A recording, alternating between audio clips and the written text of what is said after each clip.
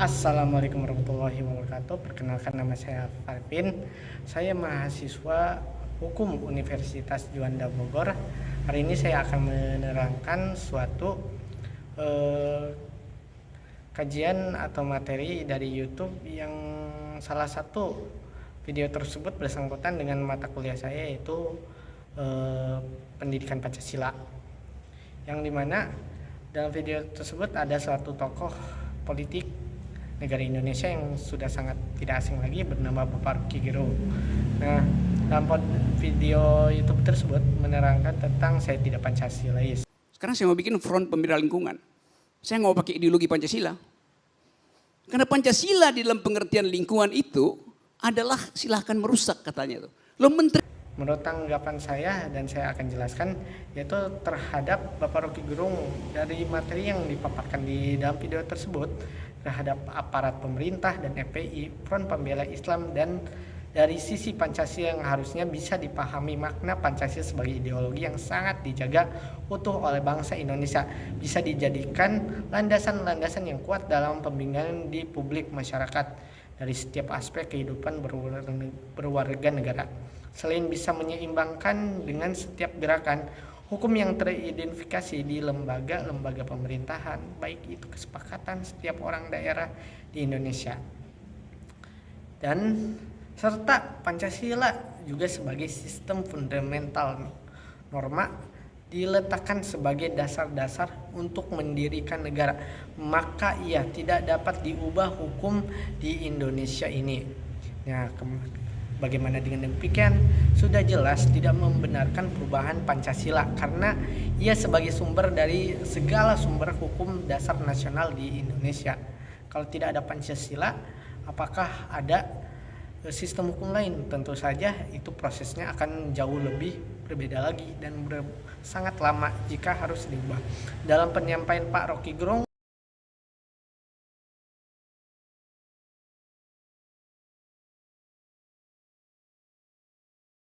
memang harus berdasarkan ideologi negara, jangan hanya bertumpu pada hal seperti agama saja ataupun dengan suatu kumpulan lain-lain. Nah, ini juga yang pastinya akan menerangkan kita bagaimana sisi pandang kita terhadap suatu ormas, ya, dimana dalam penyampaian Rocky Gerung tersebut, ideologi negara jangan hanya bertumpu pada hal seperti agama dan pihak lain yang bersifat memiliki wewenang antara satu pihak dan pihak yang lain. Merasa lebih baik dan harus jelas tujuannya yang telah dicapai dalam suatu organisasi tersebut. Nah, maka dari itu masyarakat tentunya mengayomi masyarakat penyalur kegiatan sesuai dengan kepentingan anggota, juga ikut serta dalam menjaga tata tertib di masyarakat tanpa membanding-bandingkan golongan tertentu. Ormas bukan tentara maupun polisi yang berada di dalam lingkup suatu kekuatan pemerintahan, melainkan itu adalah suatu kesatuan yang dibentuk oleh seseorang dalam upaya untuk memberikan suatu kualitas terhadap masyarakat, bantuan, bimbingan, maka tidak akan jauh berbeda dengan polisi dan juga tentara yang memiliki jiwa untuk mengabdi, dan mereka sudah punya peraturan sendiri karena mereka dikendalikan oleh pemerintah. Dan juga sebagai terwujudnya pemerintah melainkan kesatuan dalam keinginan meningkatkan kualitas masyarakat serta membangun terwujudnya kebersamaan. Namun sikap ormas jika tidak bisa dibarengi dengan pemahaman ideologi Pancasila akan sangat berdampak negatif. Apabila hanya mengandalkan pemahaman agama seperti FPI, Banser, NU, maka akan sering terjadi perselisihan serta keakraban menjadi semakin retak, berdampak pada masyarakat, kemiskinan bertambah, lumpuh, roda perekonomian melambat jika suatu konflik menjadi tingkat kekerasan. Oleh karena itu harus diawasi oleh pihak yang lebih punya wewenang yang lebih tinggi, contohnya seperti TNI. Nah, ormas ini juga harus punya jiwa nasionalisme, polisi, tentara maupun ormas, dan kita semua harus punya jiwa nasionalisme agar kita bisa mengetahui dari sisi eksternal dan juga internal dalam diri kita sendiri. Nah, hal ini juga kita bisa melihat sisi lain, yang biasanya orang lain tak lihat. Dan juga dari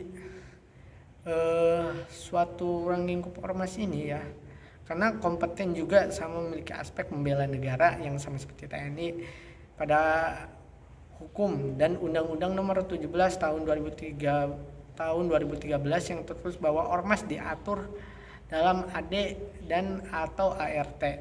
Dan dari tanggapan pada Pak Rocky Gerung juga tentang suatu masalah dalam Pancasila alinea kelima yang dimana masih belum diterapkan 100% pada ideologi bangsa, yang seharusnya ditanyakan keadilan tentang apa itu.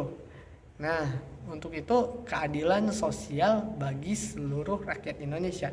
Nah, pertanyaannya kata Pak Rocky Gerung, keadilan untuk siapa dulu ini? Apakah keadilan untuk kaum dari Jawa? Apakah kaum dari Batak, apa Sunda, Toraja, Ambon dan lain-lain? Tentu saja itu menjadi garis besar dan pertanyaan yang sering kali orang-orang tak tahu keadilan untuk siapa.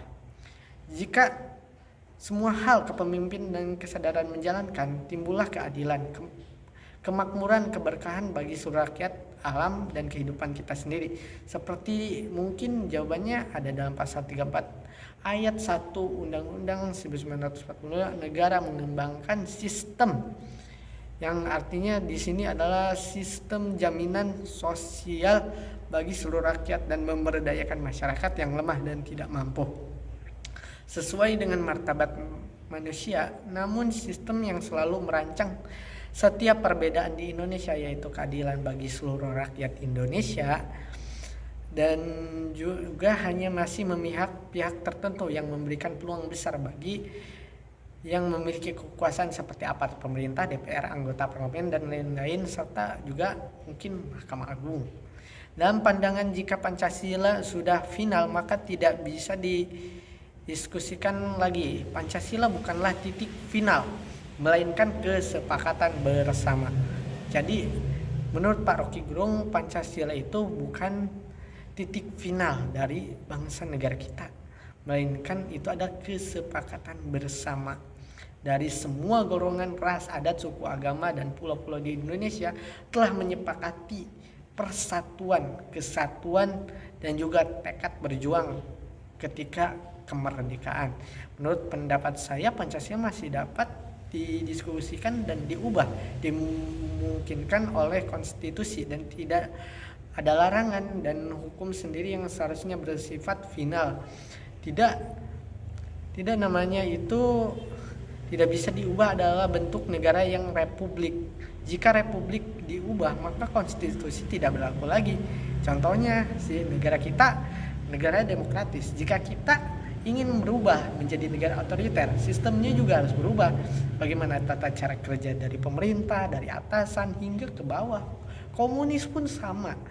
Semuanya pasti akan ada perubahannya. Contohnya perubahan dari mana dulu, dari atas dulu, apa dari bawah, itu juga pastinya bisa. Harus punya pertumbuhan. Jadi sistem negara ini, kita ini seperti jika dirubah akan memerlukan suatu kesepakatan baik dari masyarakat ataupun dari pemerintah. Karena negara adalah abstrak dan ideologi adalah setiap orang individu punya keyakinan hidup. Karena negara yang menerapkan dua kali ideologi dalam pemahaman berbeda akan keliru bagi sistem Pancasila dalam bernegara. Jadi mungkin saja dalam tanggapan Pak Rocky Gerung itu mungkin ada benarnya. Kalau kita itu harusnya tidak terlalu Pancasilais. Karena di dalam diri kita, Pancasila itu harus sudah ada dalam, bukan lagi suatu teori, sudah ada di dalam diri kita. Kita yang berada di negara ini berarti kita harus menikmati apa yang ada dalam negara tersebut, negara yang kita duduki sekarang. Jadi tidak ada namanya Pancasila dijadikan suatu teori. Kalau dijadikan teori, langsung orang-orangnya tidak berlandaskan Pancasila. Apakah layak diri kita disebut berjiwa Pancasila. Nah, dari hal tersebut mungkin teman-teman bisa tulis di kolom komentar ataupun lain-lain. Itu saja, sekian dari pemaparan materi dari saya tentang suatu mata kuliah pendidikan Pancasila. Semoga bermanfaat ya. Saya juga masih belajar.